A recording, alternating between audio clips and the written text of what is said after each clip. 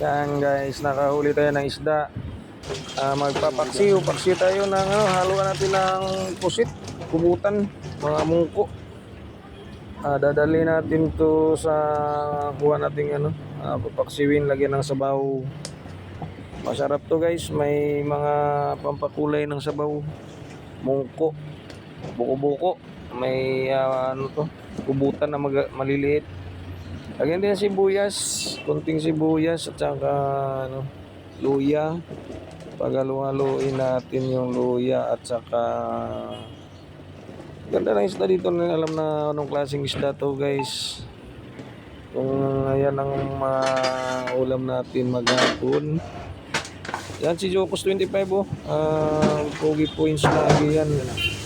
Nagpapaksiw ng isda na may halong sigarilyas at mani.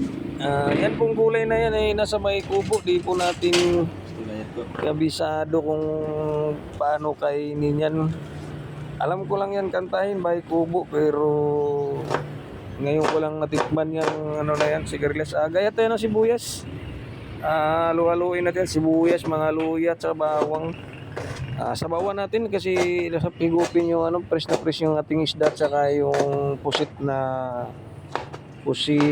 lumot. Tawagin yan dito sa Kamaynilaan, pusit lumot. Pinupinoy natin yung luya, parang sumatsik ang lasa sa ating nilulutong inununang isda na paksiw na sinabaw, kinamatisan sa Tagalog. Ayan guys, si Jocos 25 guys ay pagdating ng day off ay isa po itong tigasin sa bahay. Siya po'y tigasin lagi yan sa araw ng Sabado at Linggo. Hindi lang tayo nagbibideo sa ating ibang mga gawain natin guys, kasi sobrang tigasin natin pagdating ng Sabado at Linggo. Taga-saing, taga-labat, taga-igib. Yan, pagsamasamahin na natin guys, isama-sama na yan sa paghalo-halo at saka maya isasalang na natin ng ilang minuto lang. Hindi natin pakuluan ng matagal kasi pangit din po yung paksiw na masobrang. Ayun, pogi po yun naman, talong na naman ang gagayatin ni Jocos. May mga sigarilyas, gagayatin na rin natin yan guys.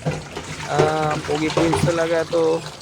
Ayan okay guys, ang sigarilyas na yan ay hindi naman tayo masyadong nakakain yan. Hindi natin alam yan doon sa probinsya pa natin. Dito ko lang natutunan kainin yan sa Katagalugan.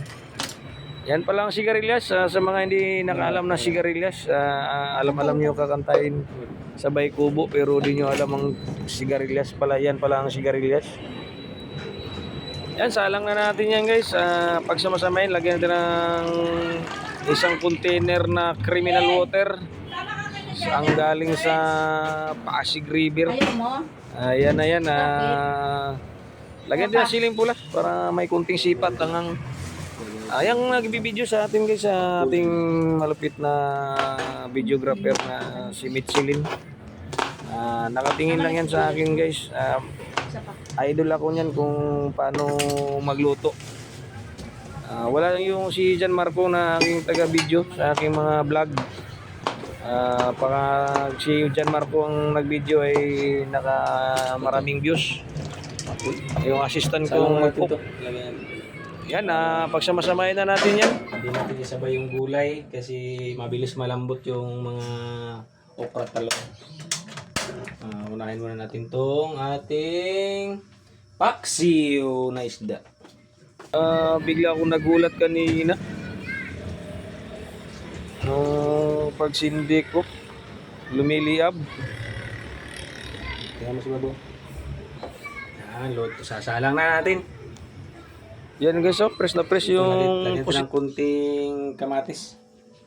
Isang kamatis. Ata. Yung ink. Lagyan din na isang kamatis. Sibuyas, sama sibuyas. Ayan, dagdag pa tayo ng sibuyas. Kaya tinatin, ang dami ng sibuyas ito.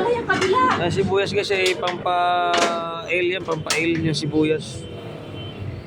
kailangan maraming sibuyas ang ating kakainin. Ayan guys, libangan lang natin yan. Hindi naman tayo master magluto, pero pancham yan, pancham. Mabilis maubos yung ano eh, lalo hindi nagkatay na ano. Kung wala tayong magagawa, ay dating ng Sabado ay pag di ope tayo tigasin. Taga-saing, taga-luto. Yan, kumukulo na guys, kumukulo na. Waiting for 8 na yan. Sarap. Wow, sarap ng ngulay-ngulay green ng mga gulay. Yan na guys. Punta na naman si